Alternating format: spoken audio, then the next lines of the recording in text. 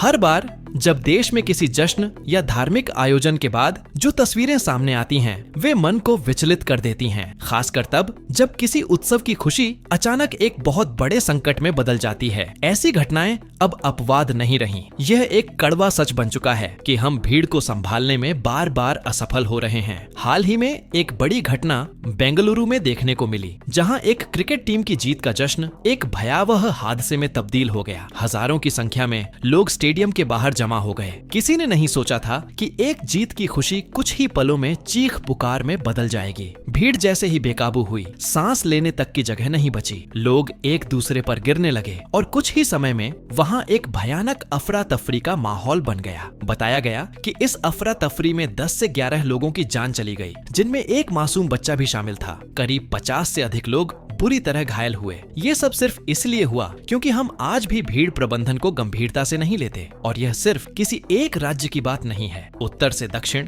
पूरब से पश्चिम, पूरे देश में स्थिति एक जैसी ही है। चाहे धार्मिक आयोजन हो या कोई राजनीतिक रैली, स्थिति बार बार बेकाबू हो जाती है। अगर हम पीछे देखें तो पाएंगे कि बीते कुछ वर्षों में ऐसी कई घटनाएं भारत में हो चुकी हैं। एक नजर डालें तो पता चलता है कि कई विकसित देशों में ऐसी घटनाएं वर्षों में कभी कभार होती हैं, जबकि हमारे यहाँ ये हर साल किसी न किसी बहाने दोहराई जाती हैं। हाल ही की एक और घटना जुलाई 2024 में उत्तर प्रदेश के हाथरस जिले में हुई, जहां भीड़ में मची अफरा तफरी के कारण 123 लोगों की जान चली गई। ये लोग किसी धार्मिक आयोजन का हिस्सा बनने आए थे, लेकिन आयोजकों और स्थानीय प्रशासन की तैयारियों की पोल उस वक्त खुल गई जब स्थिति नियंत्रण से बाहर हो गई। ये वही देश है जो खुद को दुनिया की सबसे तेज बढ़ती अर्थव्यवस्थाओं में से एक बताता है। हम यह भी कहते हैं कि हमने जापान को पीछे छोड़ दिया है और अब दुनिया की चौथी सबसे बड़ी अर्थव्यवस्था बन चुके हैं। लेकिन इस तरह की घटनाएं उन दावों पर गंभीर सवाल उठा देती हैं। यह सवाल सिर्फ आर्थिक तरक्की का नहीं है। असल सवाल यह है कि क्या हम मानसिक और व्यवस्थागत रूप से भी तरक्की कर रहे हैं? क्या हमारी सोच, हमारी प्लानिंग, हमारे सिस्टम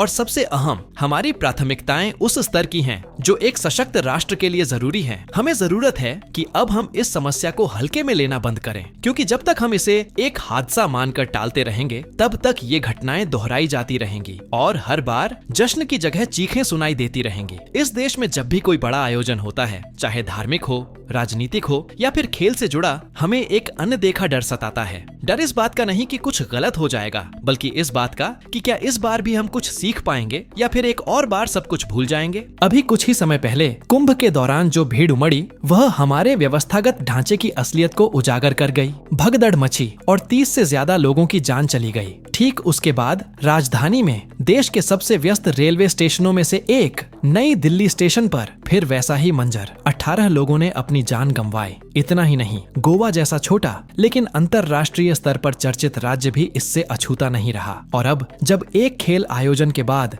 लोग जश्न मनाने निकले, तब भी वही लापरवाही, वही अनदेखी, वही पुरानी कहानी दोहराई गई। एक क्रिकेट टीम की जीत पर फैंस इतने बड़ी संख्या में एकत्रित हो गए कि हालात संभाले नहीं गए। कई लोगों की जान चली गई, कई घायल हो गए, लेकिन फिर भी जश्न रुका नहीं। यह कोई मामूली बात नहीं है। इससे ये सवाल उठता है कि क्या हमारे देश में भीड़ को संभालने के जो नियम कायदे बने हैं, वो कागजों तक ही सीमित रह गए हैं? ऐसा क्यों है कि हर राज्य में लगभग एक जैसी लापरवाही देखने को मिलती है? चाहे उत्तर हो या दक्षिण, पूरब हो या पश्चिम, हर जगह हालात एक जैसे हैं। कई बार लोग कहते हैं कि कुछ देशों में ऐसी घटनाएं होती हैं, पर अब स्थिति यह हो गई है कि जो तस्वीरें नाइजीरिया जैसे देशों से आती थीं, वही अब भारत में आम हो गई हैं। दुर्भाग्य की बात तो यह है कि वहाँ भी शायद ही एक के बाद एक 5 बार ऐसी घटनाएं हुई हों, जैसा हमारे यहाँ हो रहा है। सबसे दर्दनाक पहलू यह है कि जब हादसा हो जाता है, तो भी जो उत्सव चल रहा होता है, वह थमता नहीं। अभी जो आरसीबी की जीत पर भगदड़ हुई, उसमें लोगों की मौत हो गई। यह खबर फैल चुकी थी, फिर भी कार्यक्रम नहीं रुका। न कोई औपचारिक घोषणा, न कोई श्रद्धांजलि। वो लोग जो खेल प्रेम से वहां पहुंचे थे,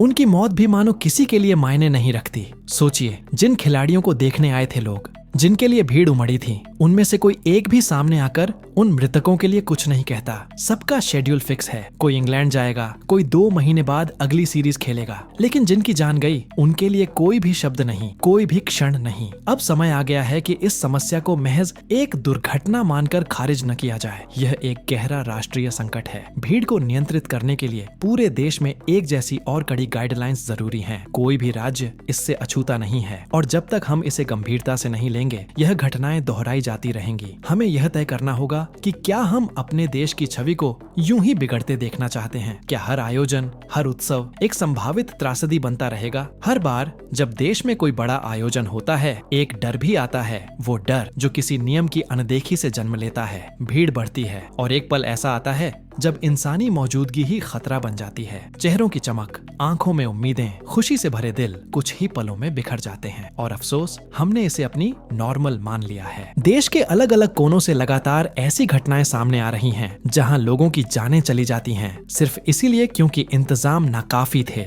जगह छोटी थी, लोग ज्यादा थे। संख्या को गिनने की जगह अंदाजों पर भरोसा किया गया और जब अंदाजे चूकते हैं तब जाने जाती हैं। कई बार ऐसा हुआ है कि आयोजन स्थल की क्षमता 10,000 लोगों की थी, लेकिन वहां 12,000, 13,000 से भी ज्यादा लोग इकट्ठा हो गए। कारण या तो जरूरत से ज्यादा पास जारी कर दिए गए या फिर आयोजकों ने जानबूझकर सीमा लांघ दी। इससे भी ज्यादा चिंता की बात यह है कि एग्जिट गेट्स अक्सर सिर्फ 1 या 2 होते हैं और जब भीड़ को बाहर निकलने की जल्दी होती है तब ये गेट्स राहत नहीं, रुकावट बन जाते हैं। इस तरह की भीड़ भाड़ वाली जगहों पर 1 वर्ग मीटर में कितने लोग मौजूद हैं, यही तय करता है कि माहौल शांत रहेगा या अफरा तफरी मचेगी। कई बार तो हालात इतने बिगड़ जाते हैं कि 1 वर्ग मीटर में 7 या 8 लोगों तक की भीड़ खड़ी होती है। अब जरा सोचिए, अगर ऐसे माहौल में किसी ने भी हल्का सा डर फैलाया, एक अफवाह, एक चीख, तो क्या होगा? नतीजा वही जो हम बार बार देख रहे हैं। यह सिर्फ इंफ्रास्ट्रक्चर या प्रशासनिक लापरवाही की बात नहीं है, इसमें लोगों के व्यवहार की भी बड़ी भूमिका है। अगर आप देखें तो दुनिया के कई देशों में लोग लाइन लगाकर खड़े होते हैं, वहाँ भीड़ को संभालना आसान होता है, लेकिन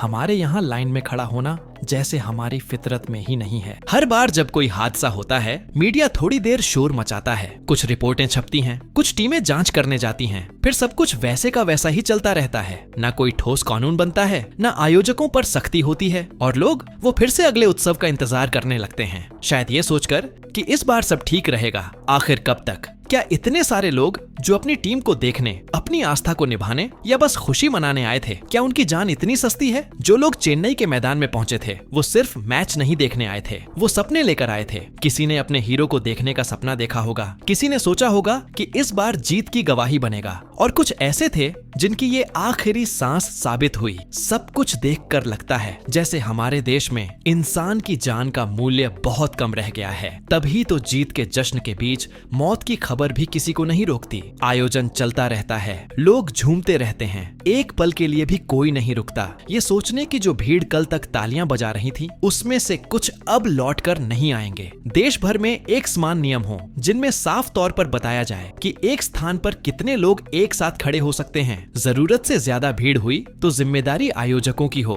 और उन्हें सजा मिले। जब तक जिम्मेदारी तय नहीं होगी तब तक बदलाव नहीं आएगा। जब तक हम सब मिलकर ये तय नहीं करते कि अब और नहीं, तब तक बदलाव मुमकिन नहीं है।